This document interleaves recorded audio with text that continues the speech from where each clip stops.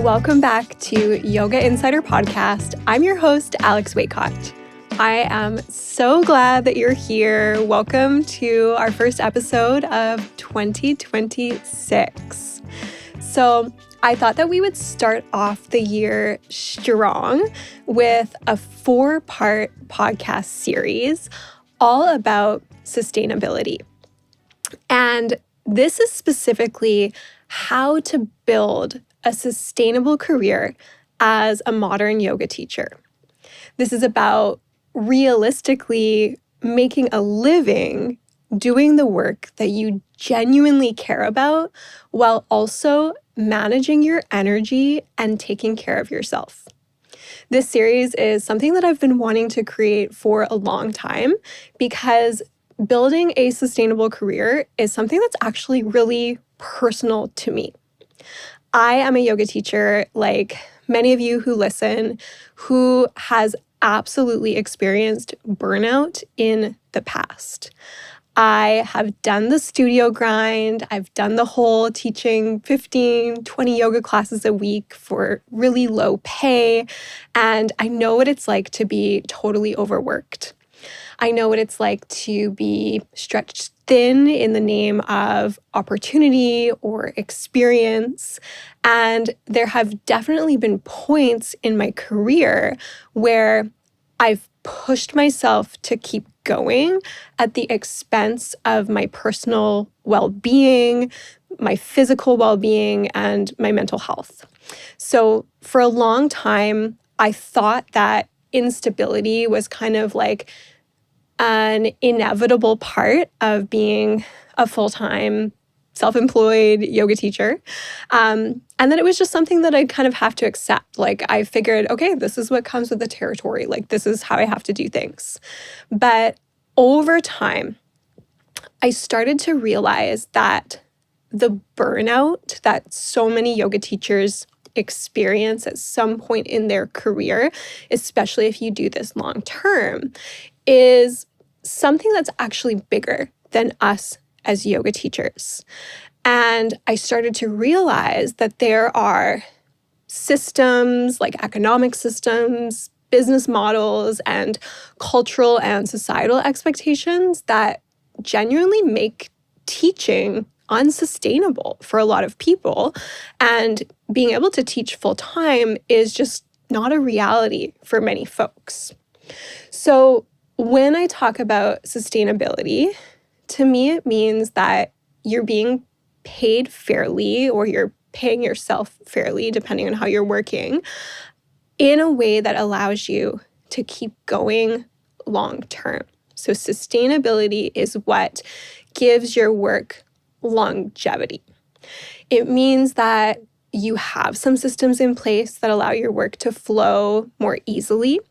It means that instead of being reactive or last minute or like scrambling to come up with something, there's some planning that's gone into the way that you're working. There's like a why behind what you're doing. And even though there will always be those natural ebbs and flows in your work and periods where you do encounter unpredictability and maybe like a really busy season of work followed by an unexpectedly slow season of work, you're still teaching in a way that keeps you feeling resourced and creatively inspired for the most part at the end of the day. So when I share this podcast, when I come here every week and sit down to record Yoga Insider, I never want to sit here and pretend that I have all of the answers for you because I do not. But I think that we can ask better questions. And I think that that's really important. So I hope that through this series, we can start to explore some questions together and explore some of the shifts that can help you move forward in a way that actually feels sustainable for your mind and your body and your schedule and your bank account, like all of the things that are really important. So that's really what I want to do, like with this 4-part series that we're starting off the year with. And when I am talking about teaching in a way that feels sustainable, like ultimately at the end of the day, it means that your well-being as a yoga teacher is at the forefront and your basic needs are taken care of, because it is very hard to teach from a grounded place if those bases aren't covered. So today's episode is an invitation to get really clear. It's all about clarity today.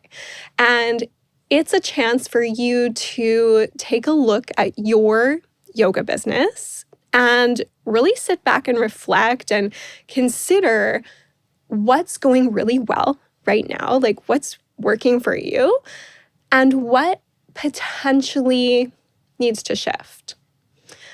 I think before you start making any kind of like big changes, and I know that that can be so tempting, like when we're stepping into a new year, you're like, oh my gosh, I need to change everything and I need to like rebrand and overhaul my whole life and like burn everything to the ground. Like before you do that, we're just gonna take a breath, we're gonna take a pause together, and we are gonna look at the big picture and just consider like what has been happening for you lately, what's been going on for you as a yoga teacher, and then we'll move forward from there.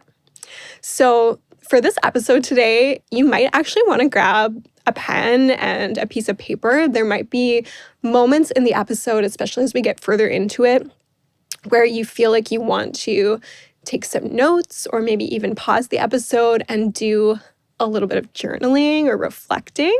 So if that's something that resonates with you, if that's something that you like to do, like definitely pause the episode right now, grab yourself a pen and paper, and then come back to it.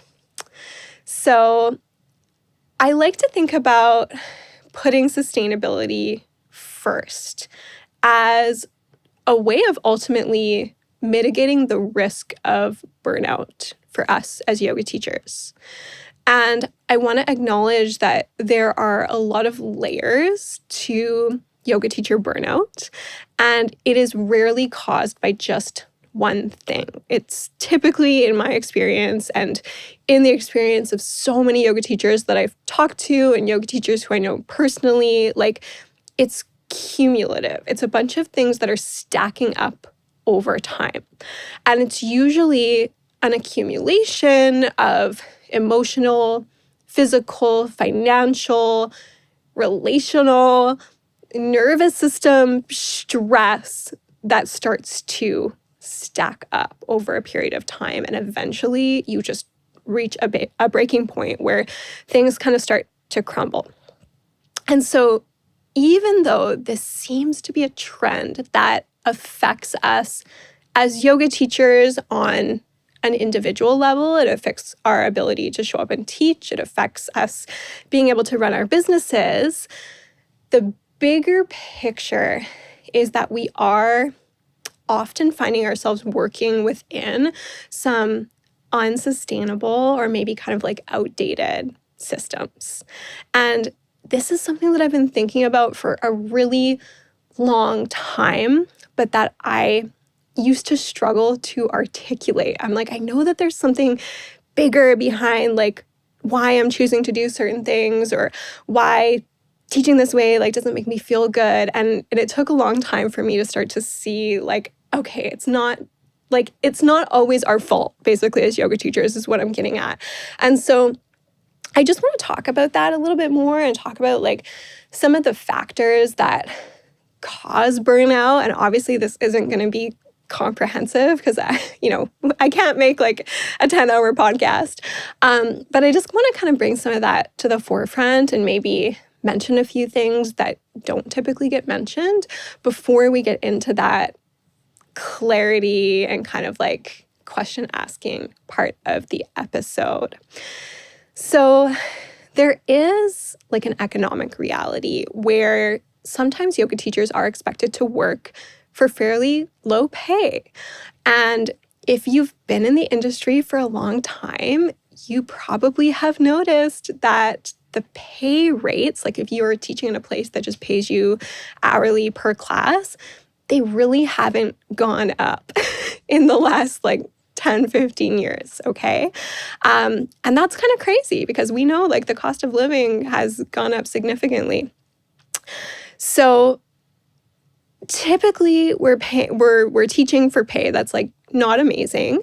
But the trade-off is usually that we absolutely love our work and we are so passionate about what we do as yoga teachers. And if money wasn't an object and we didn't need money to survive, most of us would want to like give yoga away for free to everybody. And like I certainly would. I love teaching so much. I wish that I could give absolutely everybody free yoga classes all the time, but it's not sustainable.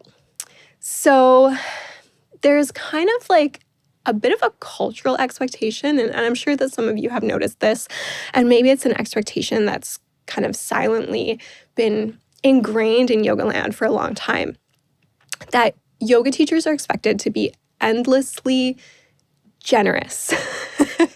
And this is like a really big struggle for a lot of yoga teachers because so many yoga teachers are so kind and so caring and so empathetic and compassionate and have like the biggest hearts. Like we are naturally generous people for the most part, but there's kind of like this trope that we should just be teaching from our hearts all the time and like that we shouldn't be doing it for the money.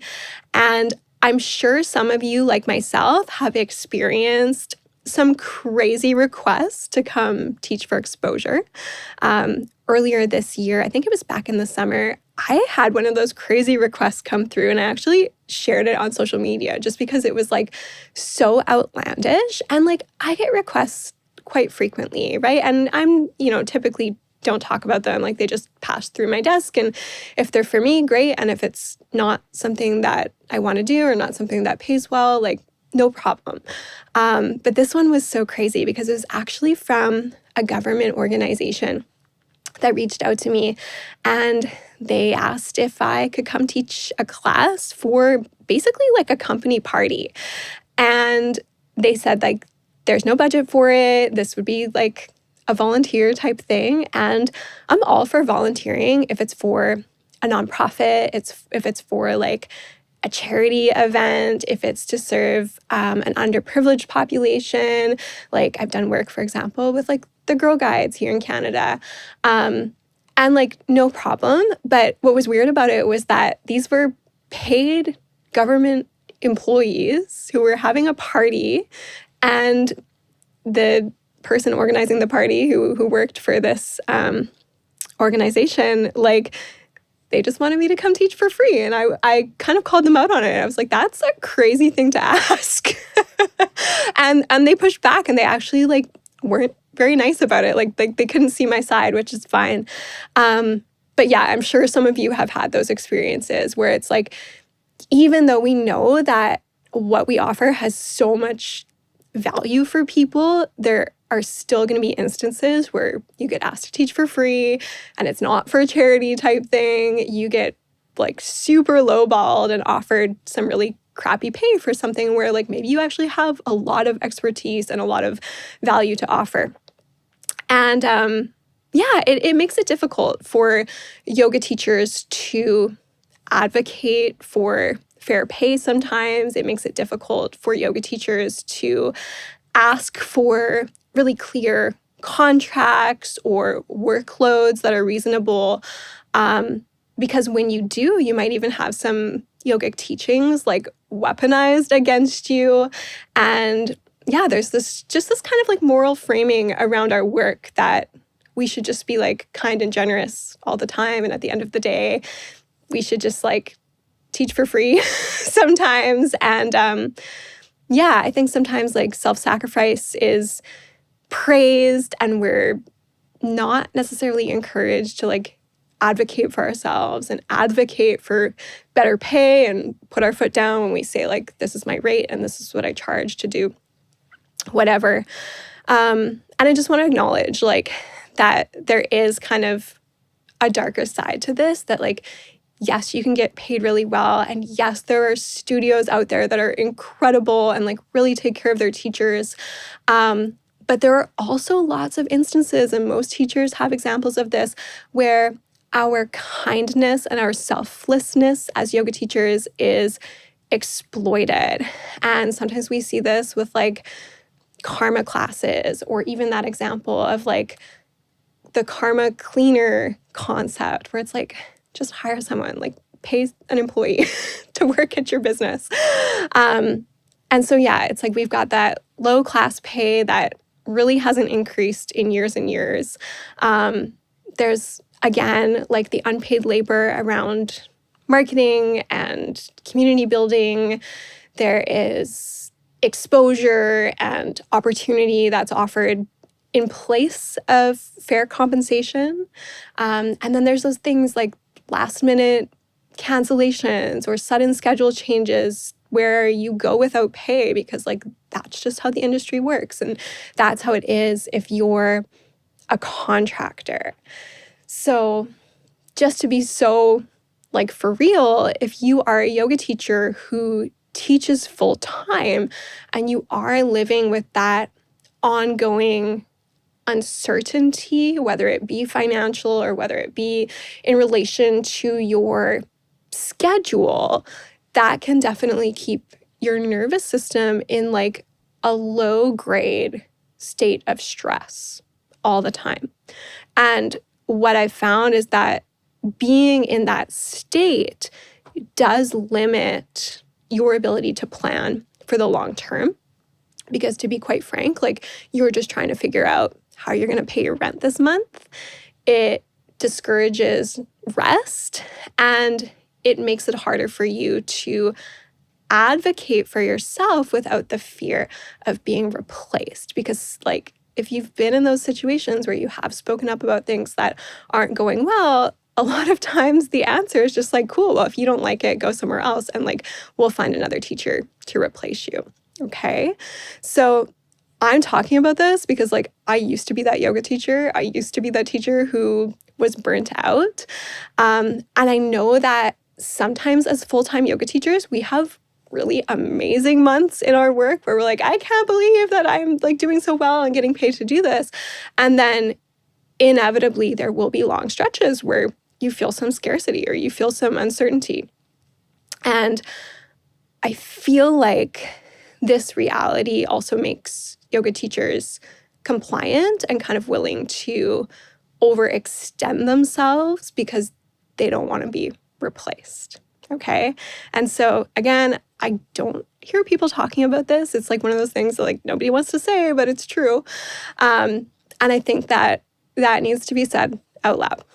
So there is an economic structure, a business structure that relies on yoga teachers absorbing quite a lot of risk. And like, just as a side note, this is one of the reasons why I am so passionate about looking outside of the box, teaching outside of the box, teaching in unconventional spaces and working independently so that you can have a little more autonomy over your work. And it doesn't mean that there aren't going to be moments of uncertainty, but I feel like it kind of puts the ball in your court and like gives you more control over how you're doing things. Okay. So there are also other burnout factors that I see a lot and that I just want to acknowledge. Like I just want to throw them out there. I see things like over teaching and not having enough time for recovery. And this seems to happen a lot in like really demonstration heavy teaching environments where the expectation is like that you need to demo 100% of the class because that's what the students or members are expecting, which is fine. And there also might be the expectation that you need to teach multiple classes in a row, like back to back. And you might be doing that and teaching in like a couple different cities in one day, right? And doing those big blocks of teaching and then demoing everything. And if you've done that before, and I've done that before, you know that can really take a toll on your body, right? Like you can only do so much in a day. And then if you get into the situation where like you're sick and you come down with a cold or a flu or you get injured, like it's really not one of those instances where you can push through, right? You've got to take time off work and you don't get paid for it. So that, again, is just another reality for us as yoga teachers. There's also the reality of like what happens as we age, what happens as our family situations change. Maybe you're trying to balance parenting, or you're balancing like caring for an aging parent, or maybe you're doing that while you're also aging. Like, these are real things that, again, I don't think that they get talked about enough. I think that there's also a lot of isolation, which we know about, like for us as yoga teachers. And because this work makes us isolated, right? And it's not that we don't have community. It's not that we're not seeing our students, but like there aren't a lot of spaces to have real, honest conversations about what's happening in the industry. People aren't really talking about money. They're not really talking about burnout. And that is one of the things that I really want to do with this podcast. It's one of the places where I want to see some change. And I think that there's a gap here, right? There's a gap where we're not talking about the reality of working in the industry. And I don't want to push past it with surface level advice. And there are some things that I've figured out and some things that I know work just through experience, but there are also things where I don't have the answer. So, I talk about these things and the factors that can cause us to experience burnout as yoga teachers. And I'm not sharing these things to be a downer. And by no means do I think that, everything in the industry is bad. But I just want to demonstrate that burnout is very real. It is very multifaceted. And we can't just blame ourselves as individuals for it. We can't say, oh, this is just because I didn't try hard enough, or I had a bad mindset. There are big systems at play, even beyond the yoga industry, right? Societal systems that are at play that are causing things to be the way that they are. We have to acknowledge that. So I want to slow this down, and I want to start with finding some clarity in today's episode, because before we talk about solutions or kind of creating systems in the rest of this 4-part series that I'm sharing this month, I think that we need to understand what our experience right now actually looks like. We need to take a step back and look at what feels supportive and where things are feeling kind of draining or not so good. So I'm going to ask you a few different questions, and I am not sharing these to overwhelm you or make you feel shame about how things are going for you right now, but this is just an invitation for you to get more honest with yourself about what is sustainable for you right now in this particular season of your teaching career. So this is a good point in the podcast if you want to hit pause, if you want to go grab a notebook, a pen, maybe you just pull up your phone and start a note on your phone. And then kind of as we go through this, if you want to pause the episode at any point and just write a little bit more, feel free to do that. Okay? So I'm going to go into the first question. And the first question that I want you to ask yourself today is, what is going really well in my business? What am I taking with me into 2026? So before we look at what's not working and what needs to be changed, I just want you to start right here, because I think it's so easy to get caught up in what went wrong or where we feel like we've failed. And it can actually be really uplifting and really important to remind ourselves, what's going well? What's working for me?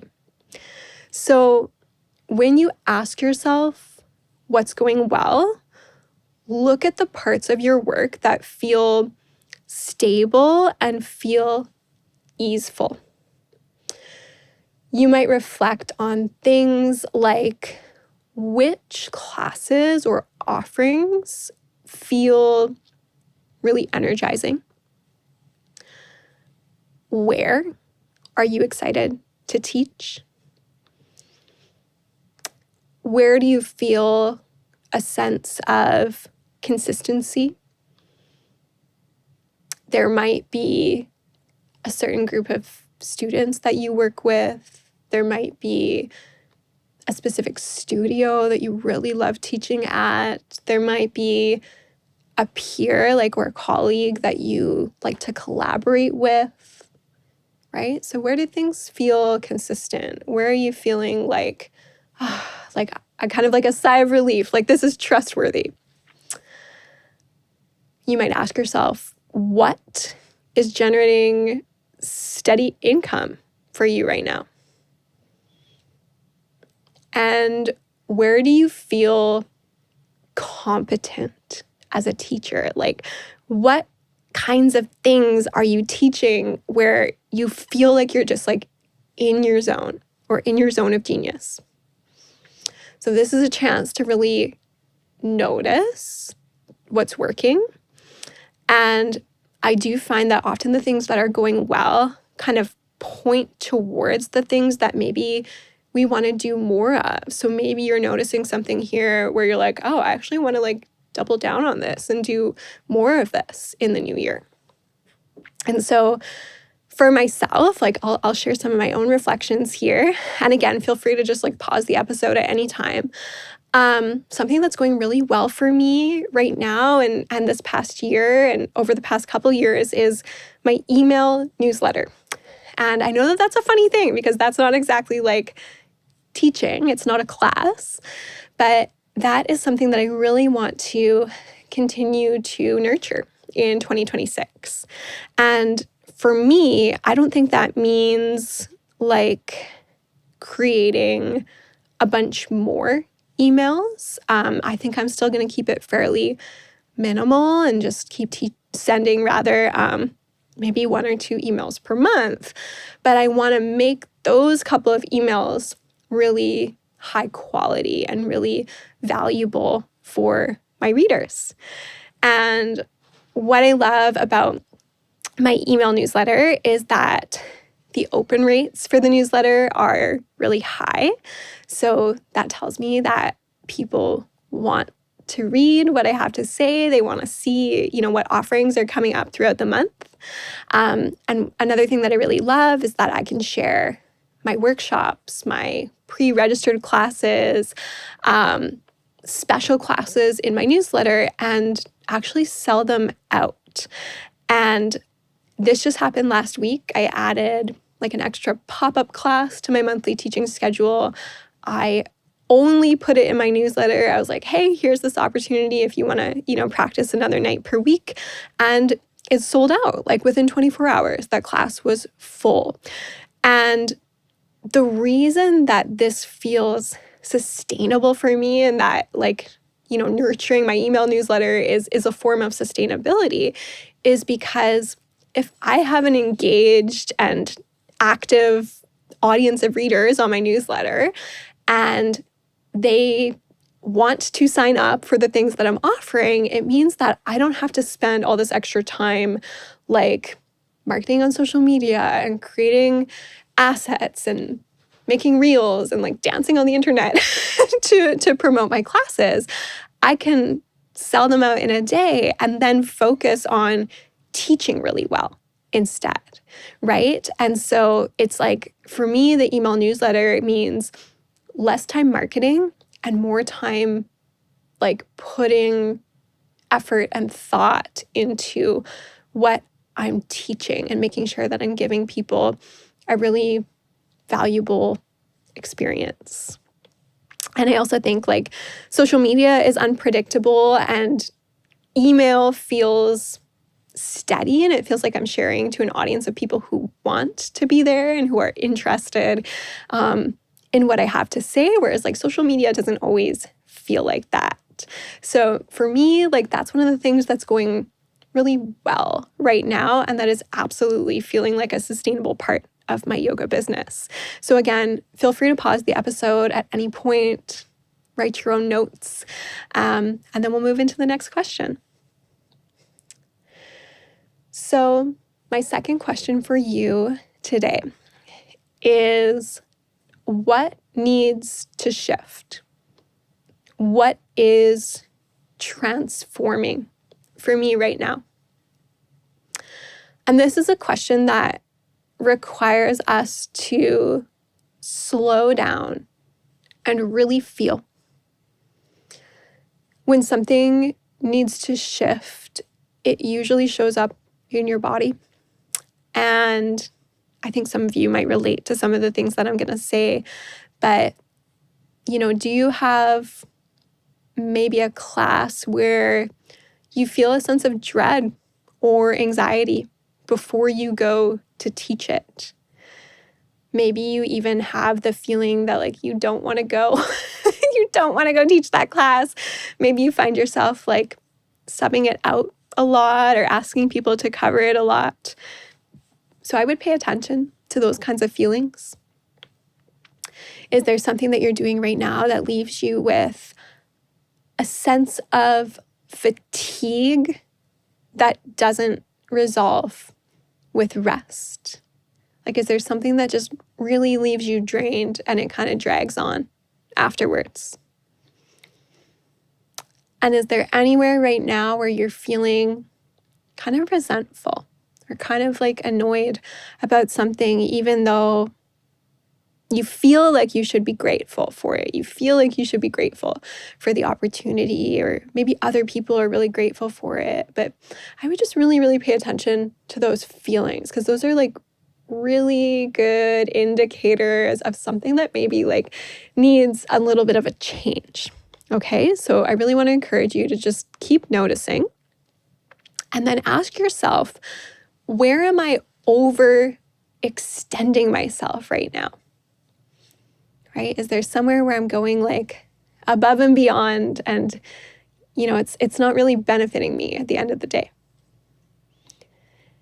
What feels misaligned with my current capacity? What feels misaligned with my values, with the particular like stage of life that I'm in? And what expectations feel outdated? So maybe there is something that you agreed to a long time ago. Maybe you agreed to something a couple of years ago and at the time it was right for you, and perhaps you've outgrown it. So when we're thinking about shifting something, sometimes it is a matter of adjusting your schedule. Sometimes it means that you need to like renegotiate a contract or like a specific role that you're in. Maybe it means you're teaching fewer classes. Maybe it means that you are changing the format that you teach in.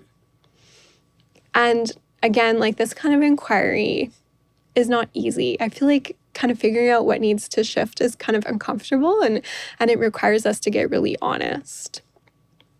So again, I'm going to keep sharing and just feel free to pause at any point. But one of the areas where I'm creating shifts right now is the way that I offer continuing education for yoga teachers.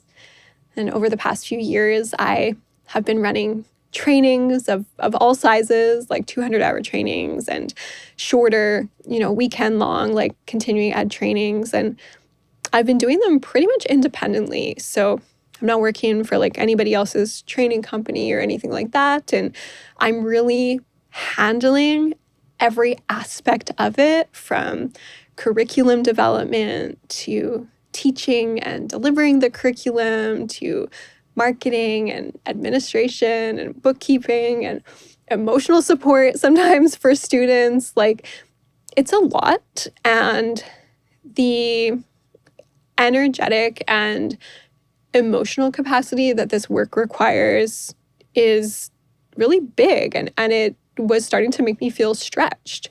And being stretched isn't a bad thing. But again, it was one of those places where I was starting to feel into it. And I was like, I think something needs to change, right? And it doesn't mean that I'm stopping. Like, this is work that I absolutely love to do. But what it means is that right now I'm making some changes behind the scenes that will allow me to keep doing this work and keep sharing education with other yoga teachers, but in a way that protects my energy and my availability. So whenever things are shifting, it can feel really awkward and there can be some uncertainty. And I think that we really have to extend some grace to ourselves in the process. Okay, so again, just take as much time as you need to kind of consider this question, like what's shifting, what's transforming for you right now. And then my final question for today's episode is, what are you dissolving? What are you letting go of? So this question is about release, and it is about recognizing what no longer fits this particular version of you. And when I talk about like releasing things and dissolving things, it doesn't have to be like, I don't like that class that I teach on Friday nights.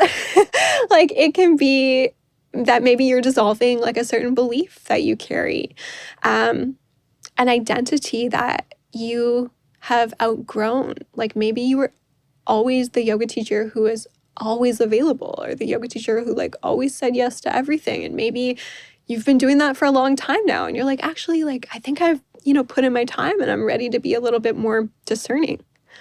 Maybe there's teaching environments that are no longer supporting your well-being. Maybe there are patterns that you're releasing where you continuously overgive or you continuously undercharge. There might be certain working relationships that used to feel really good and really meaningful, and maybe now they're just draining you, right? So again, take a little bit of time to think about like what you're dissolving, right? What you're kind of leaving behind or stepping away from. And it, isn't necessarily going to be something that people can see. Like, maybe it's just something that you feel or something that you've believed in. So in my experience, whenever it's time to let go of something, there is often grief. There's often a challenge of letting go of what is familiar and comfortable, even though it's not working anymore. But I always like to remind myself that, like, whenever something goes away, it creates space for something else, even if you don't know what the next thing is. And I think that that's the part that's really challenging, right? Is like not knowing what's next, not knowing what is going to come your way or like fill that space. So once again, take the time that you need to consider these questions. And maybe if time is kind of short today and you don't have the time to like sit down and write, maybe you just focus on like one of these questions per day for the next week and really like give yourself some time to reflect on them. So as we wrap up today's episode, I want to recap the 3 questions that we're exploring together, and I'm exploring them too. So the first is like, what's going really well in your business right now? What is genuinely supporting you? And again, that could be energetically, financially, creatively. Okay, what's filling you up? Second question is, what needs to shift? Okay, what needs to change? What feels outdated or unsustainable for the season of life that you're in? And the third question is, what are you dissolving? So what beliefs or roles, expectations, patterns have you outgrown? And what are you ready to release in order to support the most sustainable evolution of your career. I really want to emphasize that clarity is what allows you to move forward in a way that is sustainable. So in a way that is not driven by burnout, in a way that's not reactive. So for next week, I want to encourage you to pay attention to what's coming up for you and try not to rush ahead into finding solutions to fix things that aren't like going the way you want them to. Maybe just give yourself a little bit of space to acknowledge where you've come from and like really give yourself a little bit of time to just sit on this. So this is part 1. This is just the beginning of a 4-part podcast series focused on having a really sustainable year as a yoga teacher. So in the next episodes, we are going to keep building on this foundation, and we will continue to explore what it actually looks like to build a teaching life that can support you long term. If this conversation resonates with you, I would love for you to stay with me for the rest of the series and tune in next week when I share the second part. And as always, if you know another yoga teacher who would benefit from these types of conversations, maybe you know somebody who's like moving through a bit of burnout or they're going through some changes in their yoga business, definitely feel free to share this episode with them. As always, thank you so much for listening. I'll see you next time.